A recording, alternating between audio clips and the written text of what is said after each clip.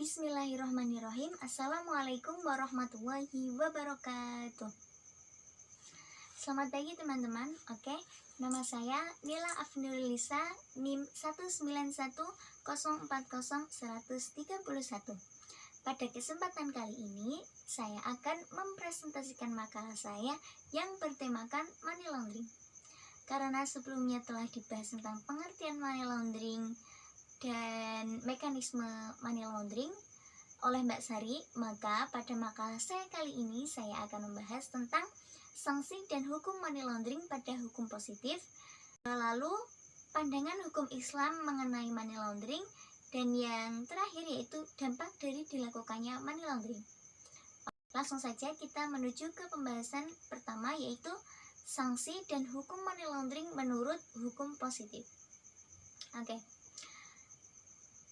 Dalam Undang-Undang Nomor 25 Tahun 2003 mengenai money laundering ini, money laundering disebut sebagai tindakan menempatkan, mentransfer, membayarkan, membelanjakan, menyumbangkan, menitipkan, membawa ke luar negeri, menukarkan atau perbuatan yang sejenisnya atas harta kekayaan yang diketahuinya atau patut diduga hasil tindak pidana dengan maksud untuk menyembunyikan atau menyamarkan asal-usul harta kekayaan tersebut seolah harta kekayaan tersebut menjadi harta yang sah.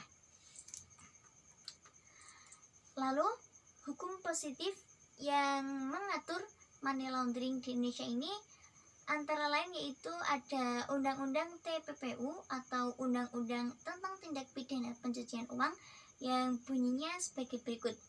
Pasal 8, PJK yang dengan sengaja tidak menyampaikan laporan yang diwajibkan dipidana dengan pidana denda paling sedikit 250 juta dan paling banyak yaitu 1 miliar. Pasal 9, setiap orang yang tidak melaporkan pembawaan uang tunai dalam rupiah sejumlah 1 miliar atau lebih atau mata uang asing yang jumlahnya setara dibawa ke dalam atau keluar wilayah Republik Indonesia. Pasal 10, PPATK, penyidik, saksi, penuntut umum, hakim atau orang lain yang terkait dengan perkara tindak pidana pencucian uang yang diperiksa dilarang melanggar untuk menyebut identitas pelapor. Lalu pasal ke-17A, direksi pejabat atau pegawai penyedia jasa keuangan yang memberitahukan kepada pengguna jasa keuangan atau orang lain, baik langsung atau tidak langsung mengenai laporan transaksi keuangan mencurigakan yang sedang disusun atau telah disampaikan kepada PPATK, dipidana penjara paling singkat 3 tahun dan paling lama 5 tahun, serta denda paling sedikit 100 juta dan paling banyak 1 miliar. Kemudian pejabat atau pegawai PPATK atau penyidik, penuntut umum, hakim atau siapapun yang membocorkan informasi yang diwajibkan oleh Undang-Undang TPPU karena melaksanakan tugasnya, apabila disengaja dipidana penjara 5 tahun sampai dengan 15 tahun, dan jika tidak disengaja maka dipenjara 1 sampai 30 tahun.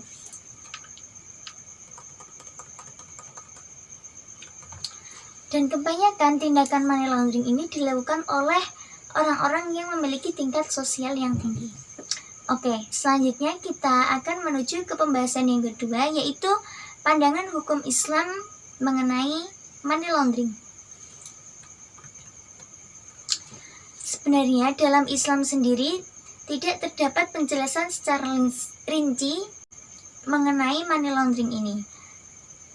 Karena money laundering ini memang merupakan masalah kontemporer yang mana baru muncul akhir-akhir ini dan tidak ada pada zaman Rasulullah SAW. Dalam pelaksanaannya ini, money laundering merugikan banyak orang.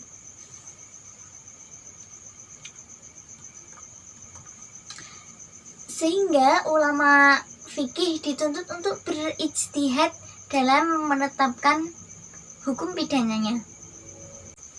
Menurut Syekh Zainuddin Al-Malibari dalam kitab Irsyadul Ibad, bahwa kejahatan money laundering ini merupakan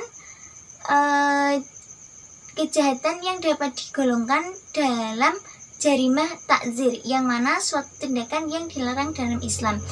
Dan jika dilakukan, maka si pelaku ini akan mendapatkan had atau kafarat.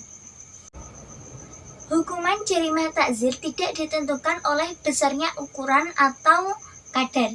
Hukum jarimah takzir sepenuhnya diserahkan kepada hakim yang berwenang, yang mana bentuk takzir tersebut nantinya ditujukan untuk mencegah sang pelaku untuk mengulanginya. Tentunya hukuman ini harus didasarkan oleh Al-Quran dan hadis. Begitu juga dengan ketentuan sanksi jarimah takzir. Langsung kita ke pembahasan selanjutnya, yaitu dampak dari perbuatan money laundering. Nah, money laundering ini akan menimbulkan berbagai dampak negatif, diantaranya yaitu akan terhambatnya kemaslahatan, merugikan banyak orang, mengganggu kehidupan orang lain, mengancam harta orang lain, mengakibatkan ketidakstabilan ekonomi, dan mengakibatkan biaya sosial semakin meningkat. Oke, mungkin itu penjelasan atau sedikit penjabaran dari saya mengenai makalah saya. Jika ada kurang dan lebihnya, saya memohon maaf yang sebesar-besarnya. Assalamualaikum warahmatullahi wabarakatuh.